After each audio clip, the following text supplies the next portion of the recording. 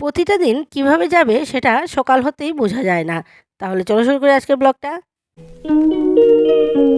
Hello friends, কেমন আছো তোমরা সবাই? আশা করি তোমরা সবাই ভালো আছো। আমিও ভালো আছি। আমি কণিকা, শিলচর, আসাম থেকে। আমি একজন গৃহিণী, তার সাথে কন্টেন্ট ক্রিয়েটার।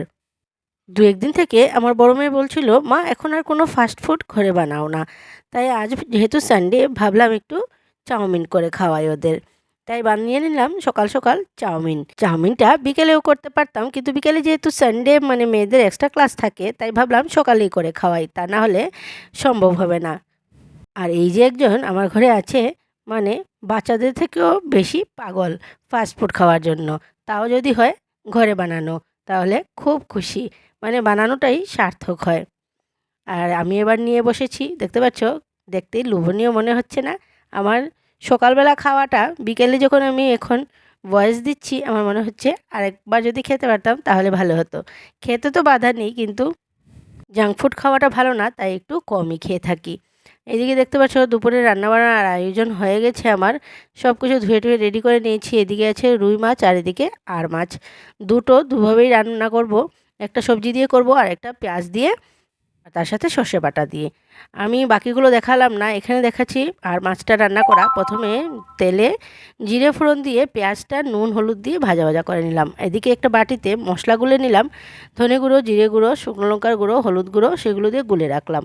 সেটা জল দিয়ে গুলে আমি পেঁয়াজটা ভাজা হয়ে যাওয়ার পর দিয়ে দিলাম। আর মাছটা আমি আগে থেকেই সাঁতলে রেখেছিলাম, সেটা একটু এপিট ওপিট করে মশলার সাথে আর একটু কষিয়ে নিলাম।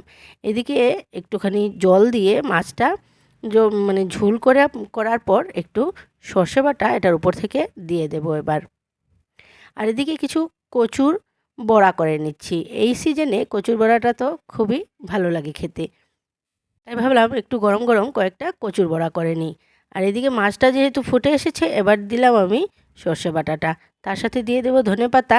আর সেই তো ছোটো ধনেপাতা নেই এখন, আর ওই বিলেতি ধনেপাতাটাই দেবো। তাহলে দেখতে পাচ্ছ তরকারিটা দেখতেই মনে হচ্ছে যে খেতে ভালো হবে। সত্যি ভালোই হয়েছিল। তারপর বাসন কিছুটা মেজে নিলাম রান্নাবান্না সেরে।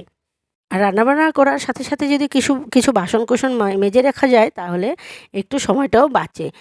তারপরে দুপুরে খাওয়া দাওয়া করে আজ একটু ঘুরতে চলে গেলাম আমি আর আমার হাজব্যান্ড। তাহলে মেয়েরা কোথায় থাকলো? মেয়েরা গেলো এক্সট্রা ক্লাসে।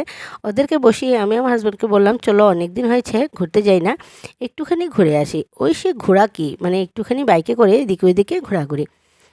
ওয়েদারটা এত সুন্দর ছিল, বৃষ্টি হবে হবে এমনটাই ভাব, কিন্তু বৃষ্টি হয়নি, এটাই রক্ষা।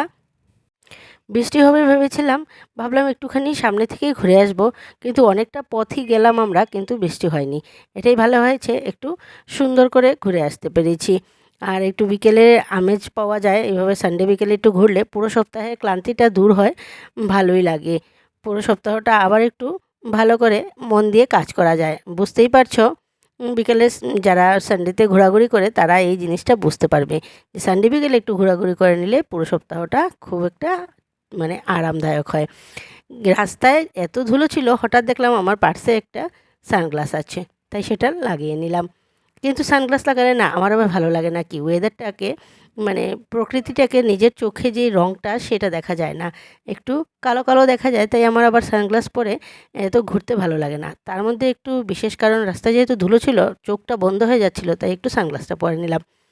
তোমরা কারা কারা সানগ্লাস পরতে ভালোবাসো আমাকে একটু কমেন্ট করে জানিও। আমিও ভালোবাসি, কিন্তু সেটাই প্রবলেম যে প্রকৃতিটা যেই রঙের বা যেই রূপের সেটা সেই রকম দেখা যায় না, এটাই আমার প্রবলেম। তাহলে তোমরা আমাকে একটা কমেন্ট করে জানিও তোমরা কারা কারা ভালোবাসো। তারপর ঘুরে উঠে এসে পড়লাম, আর এখন গেলাম একটু মন্দিরে। অনেক দিন হয়েছে শ্যামসুন্দর আখড়ায় যাই না, তাই ভাবলাম আজ একটু শ্যামসুন্দরের দর্শন করেই যাই। আমার হাজব্যান্ডও বলছিল যে মন্দিরে আসলে মনের যত ক্লান্তি থাকে সব কিছুই দূর হয়ে যায়।